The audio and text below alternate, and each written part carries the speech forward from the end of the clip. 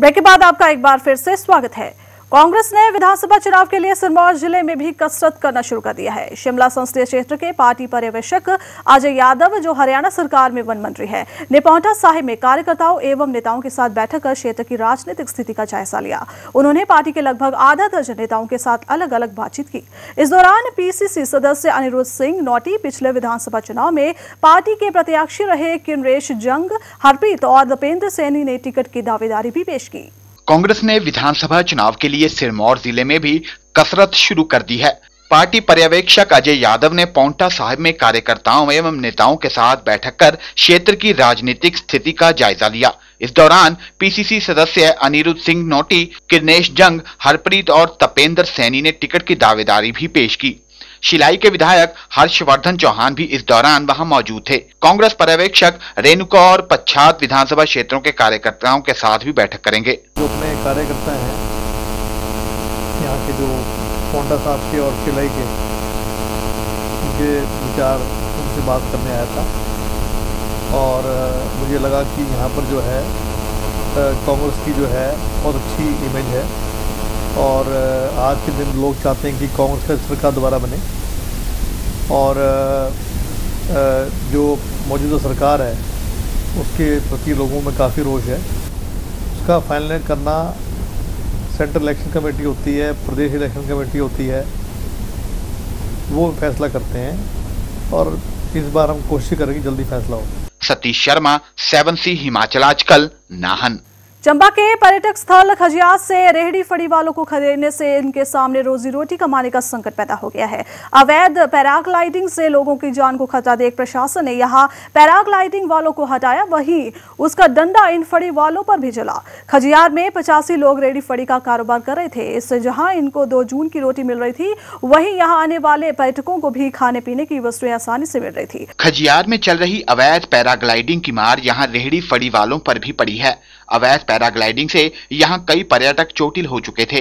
वहीं हाल ही में एक व्यक्ति की जान भी चली गई थी। इसके बाद वन्य प्राणी विभाग ने अवैध पैराग्लाइडिंग करने वालों को तो यहाँ से खदेड़ा ही, साथ में रेहड़ी फड़ी वालों को भी नहीं बख्शा। यहाँ करीब 85 लोग काफी लंबे अरसे से रेहड़ी फड़ी लगाकर अपनी रोजी रोटी कमा रहे थे। रेहड़ी फड़ी वालों की माने तो उनमें से कई तो पंजीकृत भी थे। वे अब प्रशासन और मुख्यमंत्री से दोबारा वहां स्थापित करने की मांग करने लगे हैं। हम यहाँ कई सालों से रेहड़ी का काम करते हैं, चाय पानी का काम करते हैं और सरकार ने हमारी रेहड़ी उठाने के आदेश दिए। वन विभाग वालों ने रेहड़ियाँ उठा ली हैं और हम बेरोजगार हो गए हैं और सरकार से हमारी गुजारिश है कि हमें रेहड़ी, जो रजिस्ट्रेशन रेहड़ी है, उसको लगाने की अनुमति दी जाए। खजियार में बड़े सालों से, कई सालों से रेहड़ी लगाता रहा हूँ और इस रेहड़ी से मेरे परिवार का पालन पोषण होता रहा है और सरकार ने हमारी रेहड़ियाँ जो बंद कर दी गई हैं, तो इस पैराग्लाइडिंग की वजह से किसी की डेथ हो गई, तो हमारे इसमें कोई नुकसान, कोई कसूर नहीं था हमारा। तो सरकार से ये निवेदन है कि हमारी रेहड़ियाँ दोबारा से चलाने की अनुमति दी जाए। यही नहीं, रेहड़ी फड़ी वालों को हटाने से यहाँ पर्यटकों को भी खासी असुविधा हो रही है। रेहड़ी फड़ी वाले पर्यटकों को खाने की वस्तुएं उपलब्ध करवाते थे, अब पर्यटकों को फोटोग्राफी के अलावा कुछ भी नहीं मिल रहा। अच्छा, हम डेला हाउस में घूमने आए पर कोई एक्टिविटीज नहीं, बच्चों के लिए क्या बड़ों के लिए 1 घंटा रहे पर परेशान हो गए और कुछ फोटोग्राफी की है, बस वो ही है। हालांकि यह सही है कि प्रशासन खजियार में फड़ी मार्केट के विस्तार से चिंतित था, लेकिन रेहड़ी फड़ी वालों का कहना है कि प्रशासन को चाहिए कि वह और लोगों को यहां बैठने की इजाजत ना दे। बॉबी सिंह, 7C हिमाचल आजकल, डलहौजी।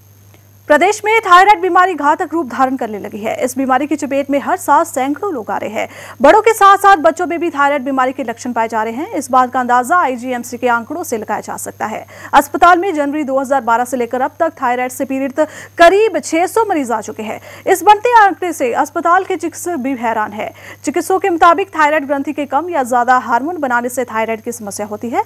इन दोनों ही परिस्थितियों में मरीज में वजन का बढ़ना, सुस्ती या वजन में कमी होना जैसे कई लक्षण दिखाई देते हैं। हिमाचल में थायराइड बीमारी से लोग खासे परेशान हैं। प्रदेश में थायराइड के मरीजों का आंकड़ा हर साल बढ़ने लगा है। बड़ों से लेकर छोटे बच्चों को यह बीमारी जकड़ने लगी है। हर रोज आईजीएमसी के न्यूक्लियर मेडिसिन विभाग में हर रोज काफी तादाद में लोग इलाज करवाने के लिए पहुंच रहे हैं। अगर हम जनवरी 2012 से अब तक की बात करें तो अकेले आईजीएमसी में करीब 600 मरीज थायराइड का इलाज करवा चुके हैं। आईजीएमसी के न्यूक्लियर मेडिसिन विशेषज्ञ डॉक्टर सुनील चौहान का कहना है कि खून में एंटीबॉडीज के आक्रमण से थायराइड कम या ज्यादा काम करने लगता है। उनके मुताबिक थायराइड ग्रंथि के हार्मोन कम बनाने को हाइपोथायराइड और ज्यादा को हाइपर थायराइड कहते हैं। इन परिस्थितियों में मरीज में वजन बढ़ने या घटने, भूख ज्यादा लगना, कंपकंपी, ज्यादा गर्मी लगना व पसीना आना जैसे लक्षण दिखते हैं। वो थायराइड को अटैक करते हैं बेसिकली, तो उसकी वजह से थायराइड या तो कम काम करता है या ज्यादा काम करना शुरू कर देता है, जिसको हम हाइपोथायराइडिज्म और या हाइपरथायराइडिज्म बोलते हैं। और उसके अलग अलग सिम्टम्स रहते हैं।